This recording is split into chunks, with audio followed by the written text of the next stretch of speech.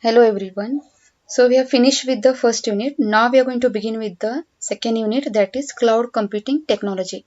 So under cloud computing technology we are going to see some of the subtopics. From that we are going to see first one, hardware and infrastructure. So hardware and infrastructure is all about what the user needs to access the cloud. So what hardware requirements the user needs for its devices so that it can access the infrastructure from the cloud. So what equipment you need on your end and how it should be configured for the best interaction with your cloud. So here we are going to see the various types of clients through which they can access the cloud, and when they are accessing the cloud, what hardware and equipments they need by these three different types of users. So there are different types of clients that can link to the cloud and how they can be configured to communicate with the cloud. So whichever devices they are using, whichever equipments they are using, it should be configured with the cloud. So it should be their devices must be able to, their devices must be able to support those hardware requirements and must be able to configure and it must be able to communicate with the cloud. How you interact with your data based on these clients will be a combination of factors. So what your needs are and the benefits and limitations of these client types.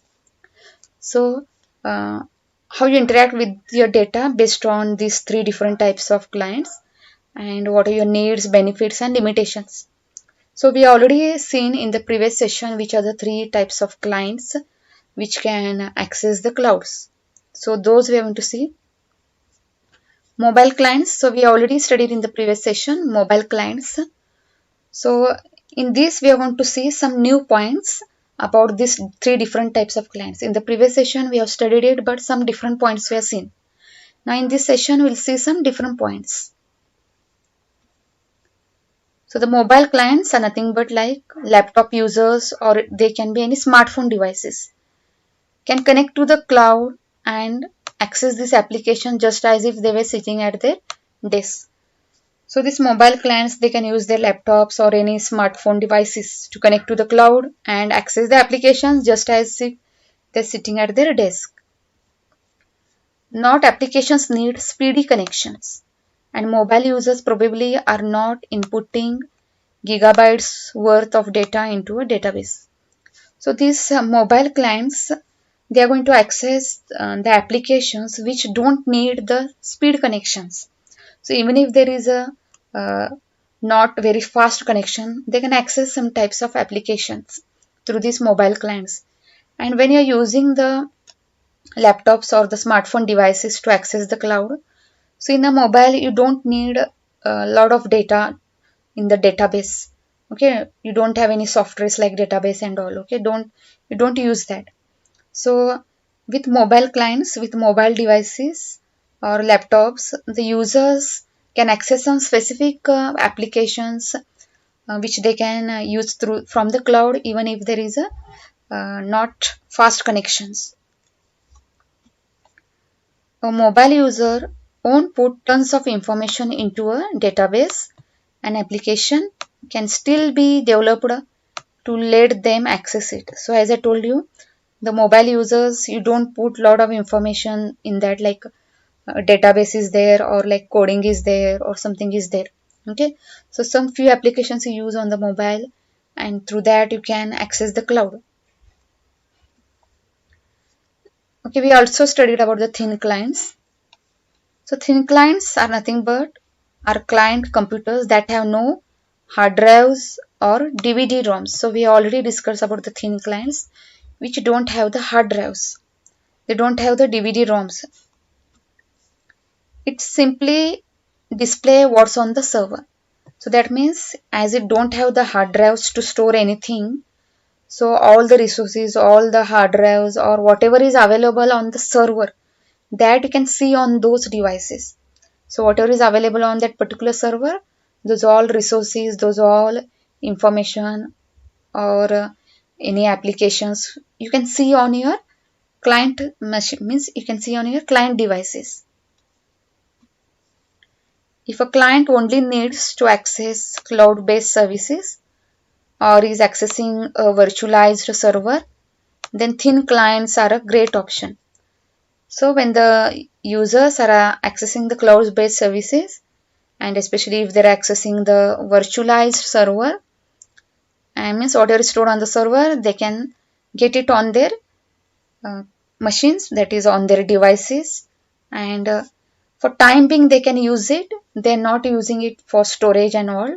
So everything they are taking it from the server for time being, all resources or application, whatever the softwares they need. They are less expensive than thick clients, are much less expensive to maintain and use less energy as there is no hard drive. So you don't, and also they are less expensive, so you don't need to maintain and all, and also less energy. There is also a high level of security because no data is stored on the thin clients. So these devices, these clients, which whoever is using, it is much secure because there is no hard drive to store anything. So uh, your data will be not saved. So all you are going to use from the server.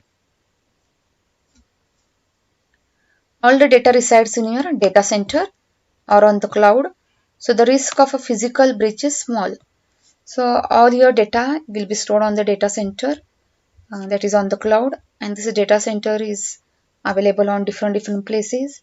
So the physical storing of the information or the data is not possible in this.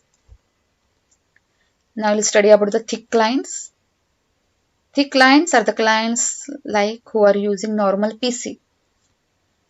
So you can be used to connect to applications in the cloud. So you're using your system to connect to the cloud, and you can use those applications. Already some applications have installed in end users machines. So through this you can also install some of the applications on your system, or if you want for time being to be used, even that you can do. So while you can upload some of your applications to the cloud or some mission critical applications that simply need to stay in house.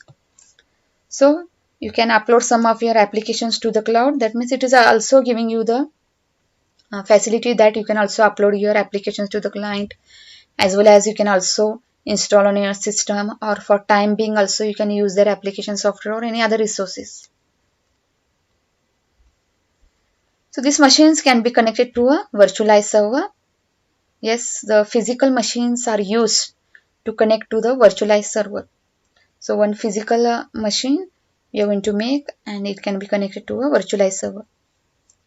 So thick clients are good choices if user need to maintain files on their own machines or run programs that do not exist on the cloud.